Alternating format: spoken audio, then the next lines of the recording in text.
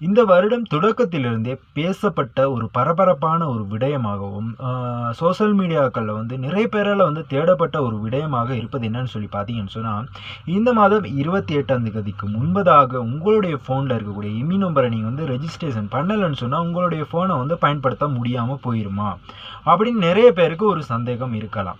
So இதை பற்றி பார்த்தீங்கன்னு சொன்னால், இமி நம்பர் அப்படின்னு சொன்னால் நீங்கள் வந்து எப்படி உங்களுடைய ஃபோனில் வந்து எப்படி கண்டுபிடிக்கிறது அப்படின்னு சொல்லி இலகுவான ஒரு வழி ஒன்று இருக்குங்க. ஸோ நீங்கள் பார்த்தீங்கன்னு சொன்னால் உங்களுடைய ஃபோனில் வந்து *06s வந்து நீங்கள் டயல் பண்ணீங்கன்னு சொன்னால் உங்களுடைய ஃபோனில் உள்ள இமி நம்பரை வந்து நீங்கள் வந்து காணலாம்.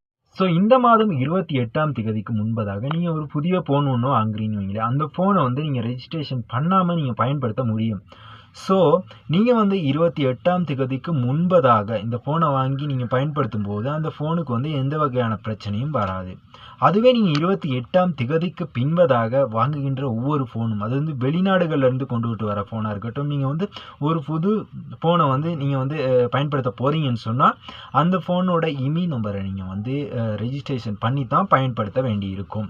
அது மட்டும் இல்லைங்க, நீங்கள் வந்து இதற்கு முன்பதாகவே நீங்கள் வந்து ஃபோன் வாங்கி உங்களுடைய ஃபோனை வந்து நீங்கள் யூஸ் பண்ணிக்கிட்டீங்கன்னு சொன்னால் அந்த ஃபோனோட இமி நம்பரை நீங்கள் வந்து ரெஜிஸ்ட்ரேஷன் பண்ணணுமா அப்படின்ற ஒரு கேள்வி உங்களுக்கு கட்டாயம் இருக்கும். ஸோ கட்டாயமாக நீங்கள் வந்து உங்களுடைய இமி நம்பரை வந்து அது வந்து ஏற்கனவே பயன்படுத்துகின்றவர்களுடைய ஃபோன் இமி நம்பரை வந்து நீங்கள் வந்து ரெஜிஸ்ட்ரேஷன் பண்ண தேவை. உங்களுக்கு இன்னொரு சந்தேகமும் இருக்கலாம், அதாவது வந்து பரிசாக பெறக்கூடிய ஃபோனை வந்து அது வந்து வெளிநாடுகள்லேருந்து பரிசாக பெறக்கூடிய ஃபோனை வந்து நீங்கள் பதிவு செய்யணுமா அப்படின்னு சொல்லி சந்தேகம் இருக்கலாம். ஸோ நீங்கள் வந்து வெளிநாடுகளிலிருந்து பெறக்கூடிய எந்த ஃபோனாக இருந்தாலும் அதையும் நீங்கள் வந்து பதிவு செய்யத்தான் வேண்டும்.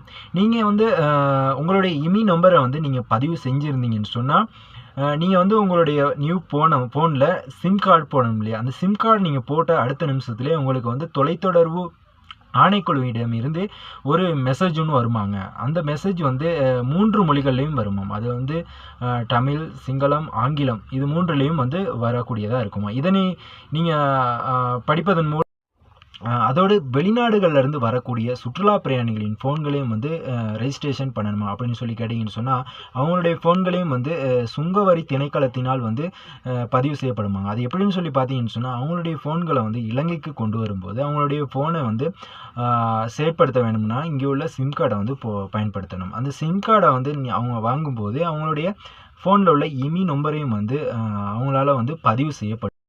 ஸோ ஸ்ரீலங்காவை பொறுத்தவரையில் 28ஆம் தேதிக்கு பின்பதாக வாங்கக்கூடிய ஒவ்வொரு ஃபோனையும் வந்து அவங்களுடைய இமி நம்பரை வந்து ரெஜிஸ்ட்ரேஷன் பண்ணணும். அப்படி இல்லைன்னு சொன்னால் அவங்களுடைய ஃபோன் வந்து ஒர்க் ஆகாது.